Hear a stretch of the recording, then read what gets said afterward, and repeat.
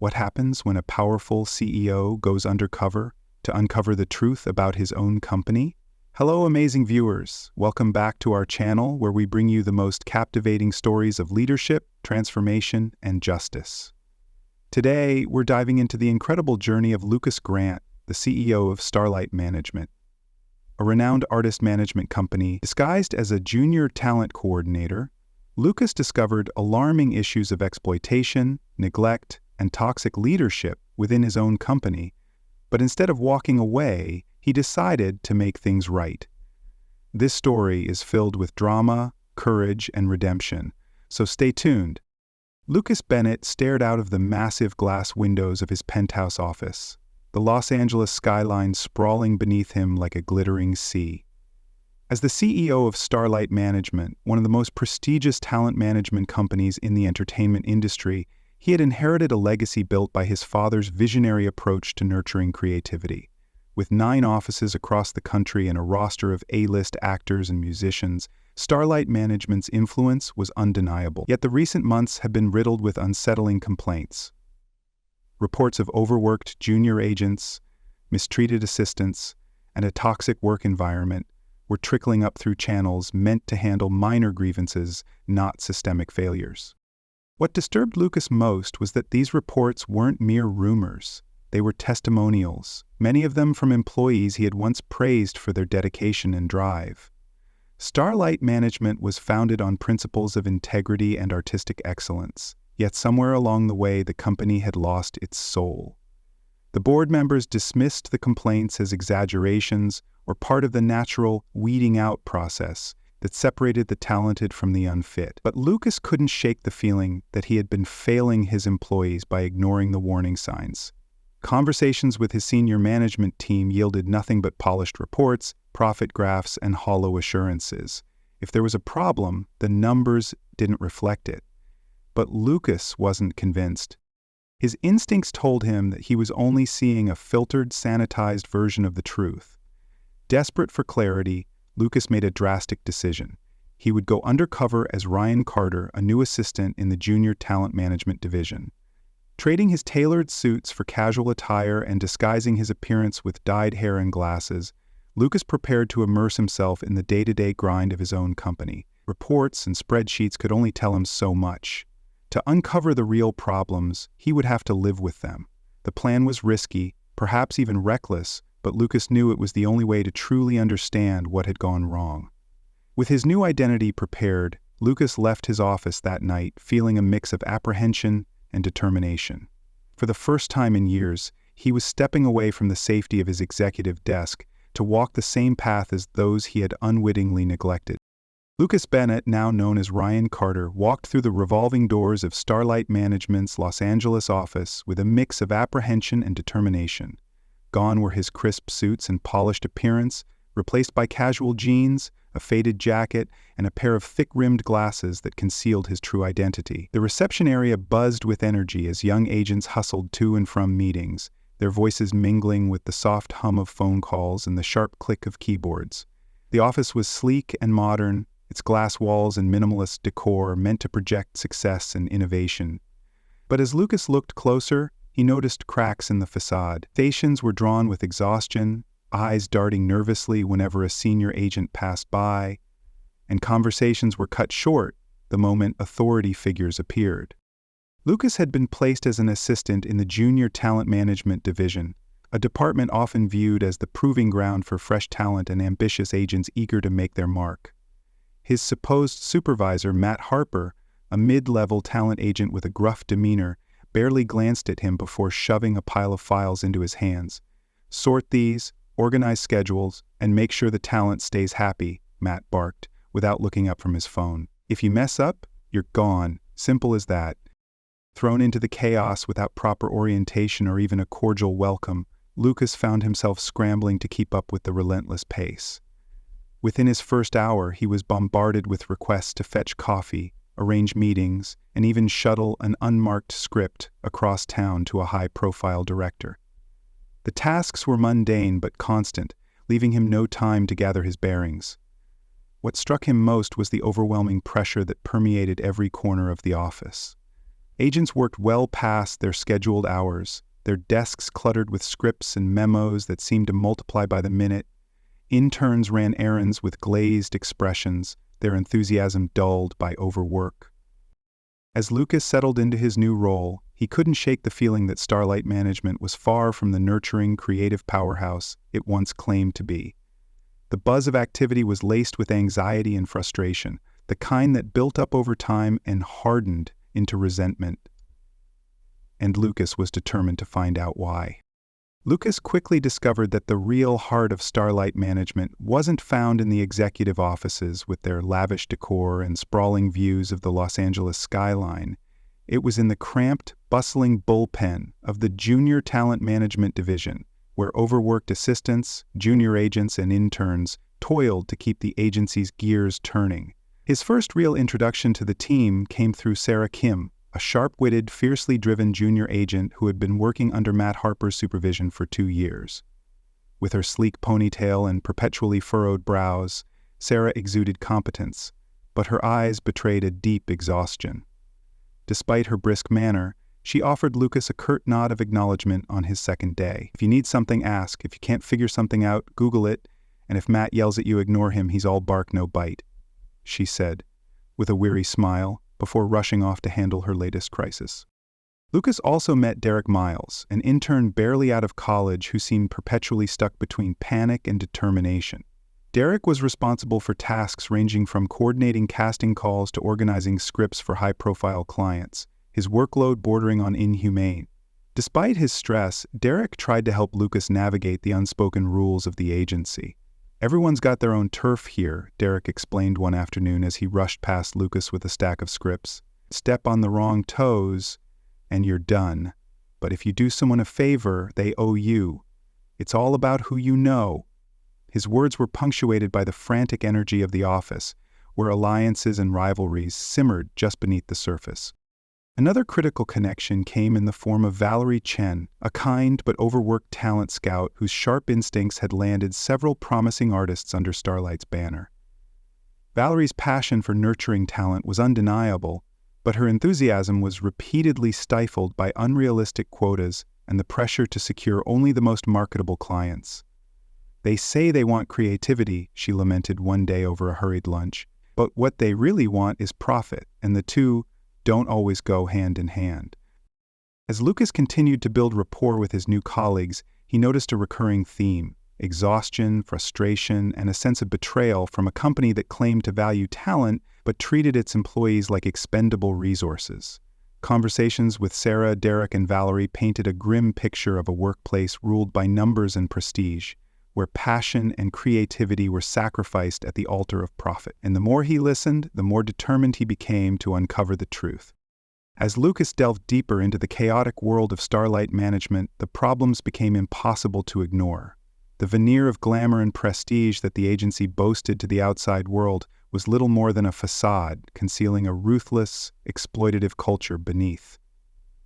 Over the weeks, Lucas kept his head down, taking note of every discrepancy, every whispered complaint, and every moment of exhausted resignation. Conversations with Sarah and Valerie painted a bleak picture of the agency's internal workings.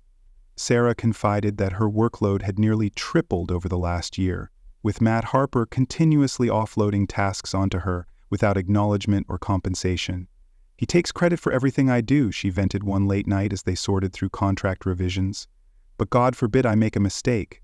Then it's suddenly my fault." Her words were echoed by others across the office who had endured the same dismissive treatment from their superiors. Valerie, who had once been enthusiastic about her role as a talent scout, admitted that her passion for discovering new artists had been eroded by relentless pressure to secure only profitable clients. The creative freedom that had initially attracted her to the agency had been gradually replaced by rigid quotas and shallow marketing metrics. "I passed on so many talented people because they weren't marketable enough," she lamented during a lunch break, her frustration palpable. "They care more about how many followers an artist has than their actual talent. It's soul-crushing." Her sentiments resonated with Lucas, who began to see how the agency's obsession with profitability had infected every aspect of its operation. Even Derek, the intern who practically lived at the office, confessed to Lucas that he hadn't received a single day off in months. His tasks were constantly piled on by multiple agents, none of whom seemed to care about his mounting stress. "If you say you're overwhelmed, they act like you're not committed enough," Derek muttered one night, his voice hoarse from sleep deprivation. "Half the interns quit within the first month. They don't even bother to learn our names before we're replaced." But the most troubling revelation came when Lucas overheard a conversation between Matt Harper and another senior agent, Chris Vega, who openly discussed cutting corners to boost profit margins. They laughed about exploiting junior staff's desperation to prove themselves, using their ambition against them.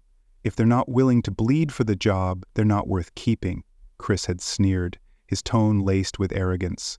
The blatant disregard for employee well-being left Lucas seething. The agency his father had built had been founded on creativity, mentorship, and genuine care for both artists and employees alike. Now it had become a place where exploitation was the rule rather than the exception. And Lucas couldn't stand by and let it continue.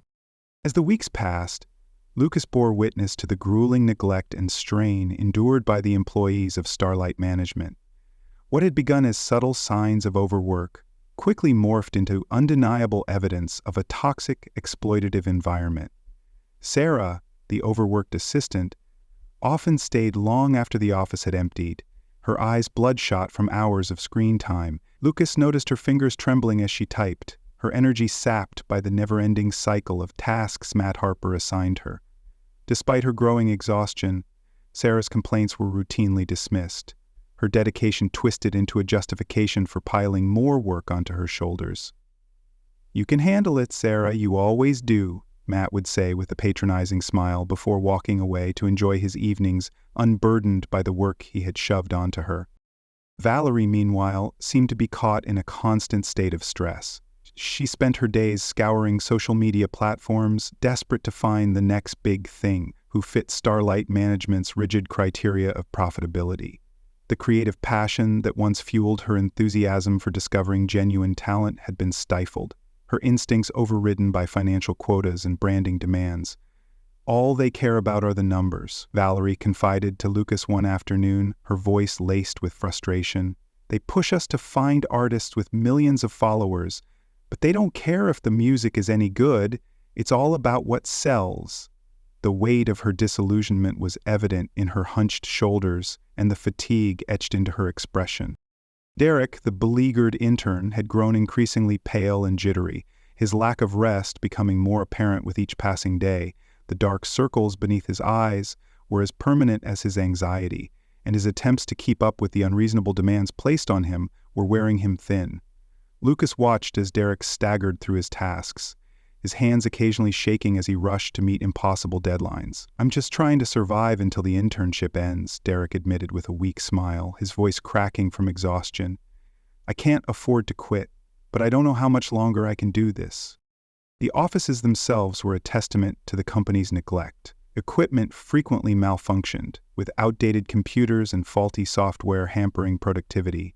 Lucas overheard employees venting about the constant technological setbacks that only added to their mounting frustration, and when complaints were made, the response was always the same: the budget doesn't allow for upgrades. Yet Lucas noticed that the executive offices remained pristine, their luxuries well maintained while the rest of the company suffered. As Lucas continued to observe the cruelty of Starlight Management's operations, his resentment festered. The company had once been his father's pride, a sanctuary for creativity and talent. Now it had devolved into a corporate machine grinding its workers into dust. And Lucas knew he couldn't stand idly by any longer. Lucas couldn't ignore the mounting evidence of cruelty and neglect festering within Starlight Management. The once vibrant company his father had built was now operating like a soulless machine, squeezing every ounce of effort from its employees while offering little in return. One particularly grueling day, Lucas stumbled upon Sarah hunched over her desk, her head cradled in her hands as she fought back tears of frustration. Her workload had ballooned to unmanageable levels, yet Matt Harper continued to pile on more tasks, his dismissive remarks echoing in Lucas's ears. "If you can't keep up, maybe you're not cut out for this," Matt had scoffed earlier that morning, his voice thick with condescension. It was clear Matt viewed his staff not as valuable contributors but as disposable assets, meant to be exploited until they broke. Valerie's situation was no better. During a late-night brainstorming session, she confided in Lucas about the impossibly high quotas she was expected to meet. Her passion for discovering fresh talent had been reduced to a numbers game. Artists were judged not by their creativity but by their follower counts and profit potential.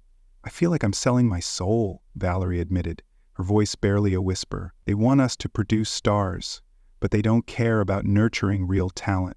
Just whatever's profitable right now."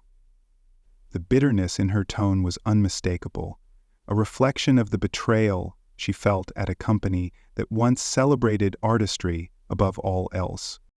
The breaking point came when Lucas witnessed Derek collapse from exhaustion one sweltering afternoon. The young intern had been working nonstop for days, juggling multiple projects with no regard for his own well-being. When Derek's legs finally gave out, sending him crumpling to the floor, it was only Lucas who rushed to his side. The rest of the office remained oblivious, too consumed by their own workloads to notice. As Lucas helped Derek to his feet, the young man mumbled through his delirium, "I can't do this anymore. I just can't." The desperation in Derek's voice struck Lucas like a physical blow. It was the moment everything clicked into place, a horrifying realization that his company was actively harming the very people it relied upon. The harsh reality of Starlight Management's neglect and exploitation left Lucas seething with rage and guilt. This was not the legacy his father had intended, and Lucas knew that it was his responsibility to confront the rot that had taken hold. Fueled by righteous anger and guilt, Lucas stormed into the sleek, glass-walled conference room where Starlight Management's senior executives gathered for their weekly review. The table was lined with men and women dressed in expensive suits, their eyes glued to profit reports and marketing statistics displayed on oversized tablets.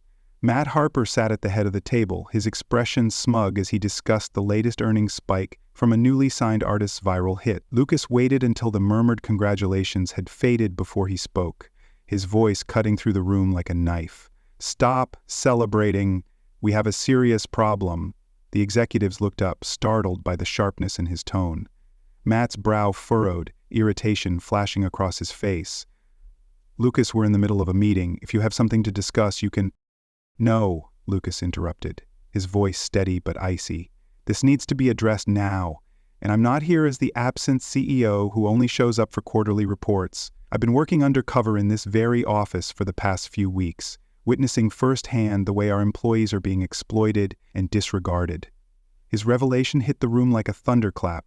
Eyes widened, heads turned, and whispers erupted around the table. Matt's smug expression faltered, replaced by a strained, calculating look. "Is this some kind of joke?" Matt asked, his voice tight. "You expect us to believe you've been slumming it as an intern?" "I don't care what you believe," Lucas shot back. "I care about the truth. And the truth is that this company is rotting from the inside out." He launched into a blistering critique, detailing the unfair treatment of staff, the relentless pressure to produce profit at any cost, and the negligence that had pushed interns like Derek to their breaking points. "People are collapsing from exhaustion, Matt. They're quitting because they're overworked and underappreciated. You've built a culture where speaking up means losing your job. And all for what? Better numbers on a spreadsheet?" Matt's face turned red with fury. "Lucas, you're blowing things out of proportion. This industry is cutthroat. If people can't handle the pressure, that's their problem." "No, Matt," Lucas said, his voice trembling with controlled rage. "It's our problem. It's my problem. And I'm not going to stand by while you drive this company into the ground by treating people like disposable assets."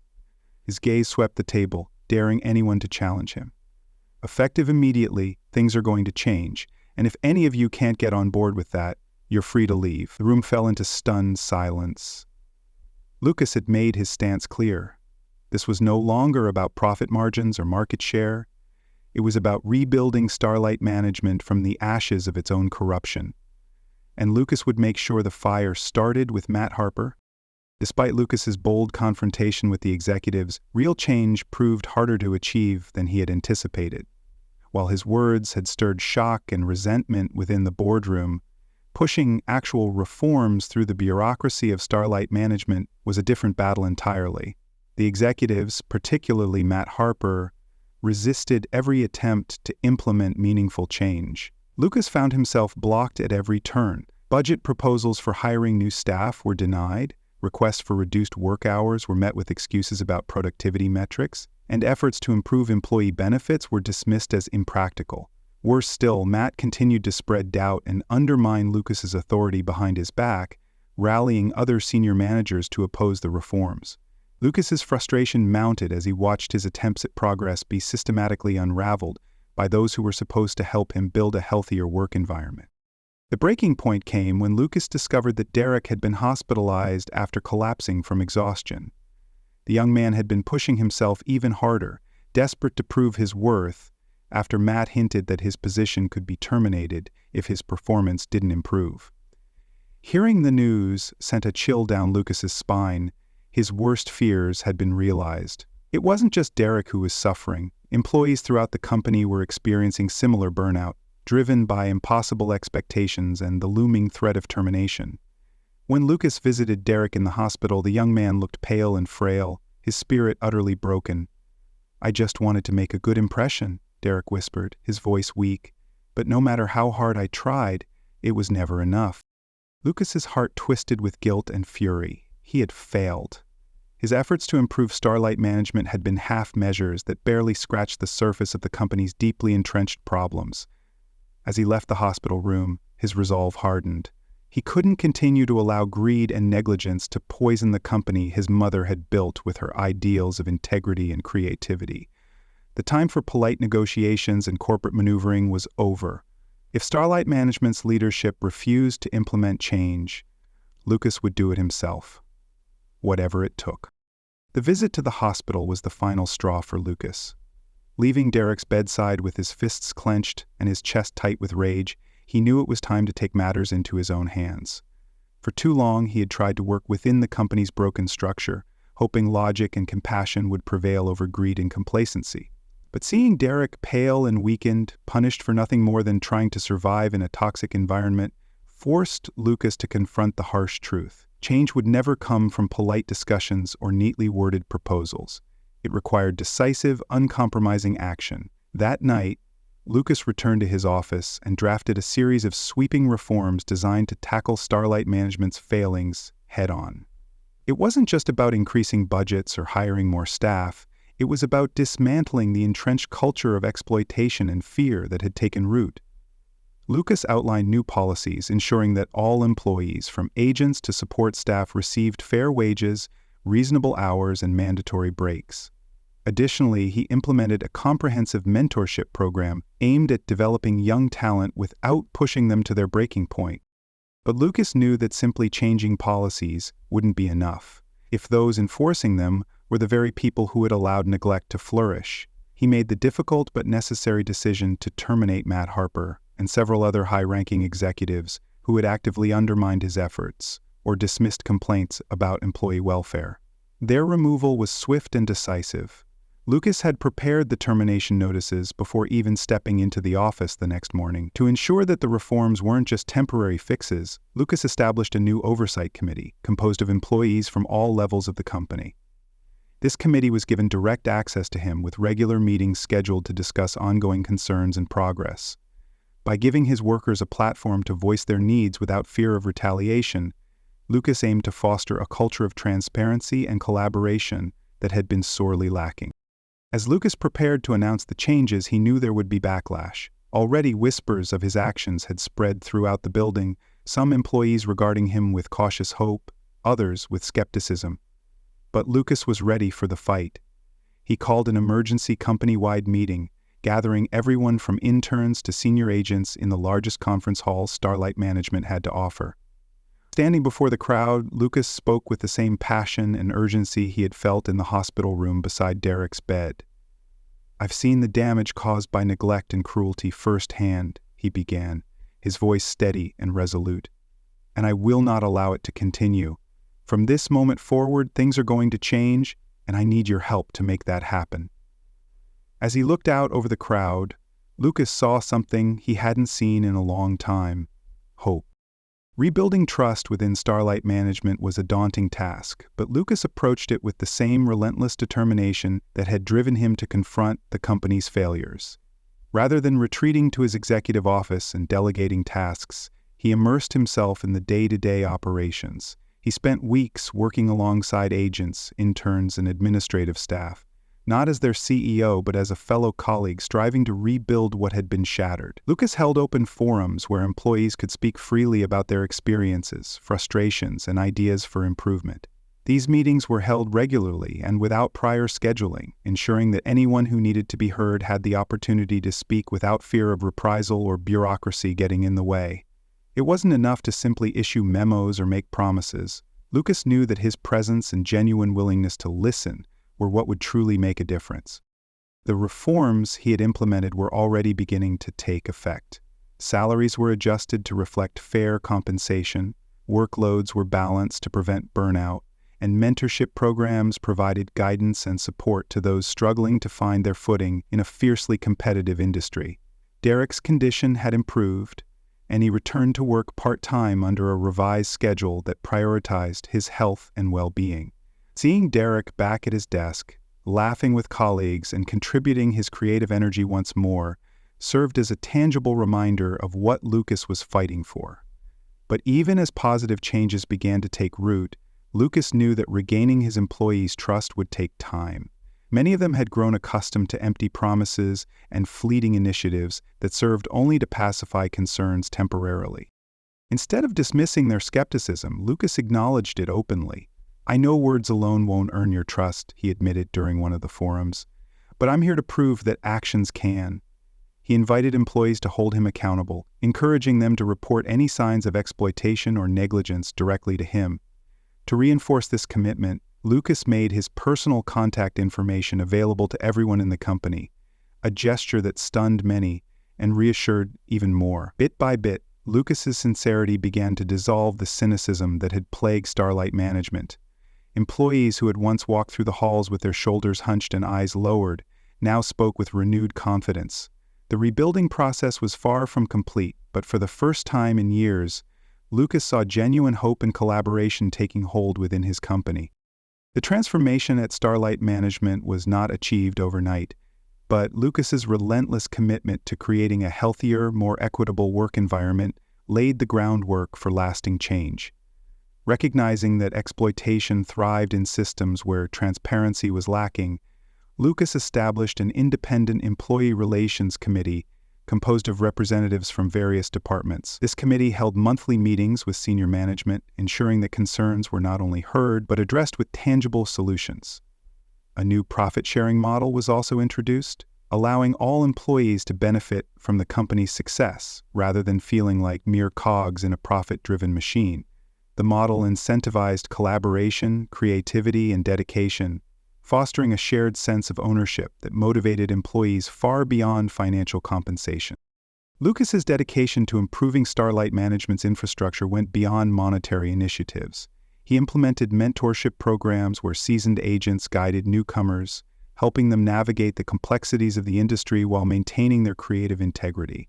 Regular training sessions focused on mental health, stress management, and ethical business practices were offered to all employees, recognizing that a supportive environment was just as crucial as technical expertise. Technology upgrades, long overdue, were finally addressed. Outdated systems were replaced with efficient tools designed to reduce workloads and enhance productivity, allowing staff to focus on their creative and managerial strengths rather than administrative drudgery.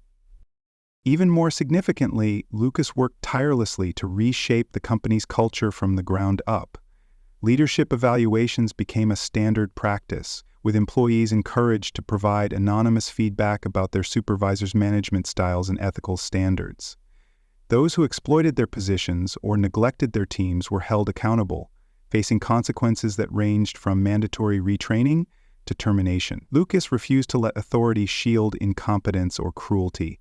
Transparency became the bedrock of the new Starlight Management, fostering an atmosphere where creativity could flourish without fear of exploitation. The results were undeniable.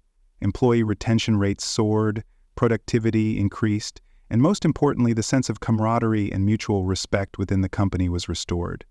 Clients and artists who had once felt alienated by the agency's toxic environment began to return, lured by the revitalized company's reputation for integrity and creativity. As Lucas looked around at his rejuvenated staff, people who now worked with passion and purpose, he knew that Starlight Management had finally reclaimed its soul. The story of Lucas Grant teaches a powerful lesson about leadership. True success lies in valuing people, not just profits. By going undercover and confronting the harsh realities of Starlight Management, Lucas learned that fostering creativity and loyalty requires empathy, transparency, and genuine commitment to positive change. His journey revealed that neglecting employees' well-being only leads to resentment and inefficiency. Through consistent action, inclusive policies, and accountability, Lucas transformed the company into a place where everyone's voice mattered. His experience proved that investing in people and cultivating a culture of respect is the foundation of lasting, meaningful success.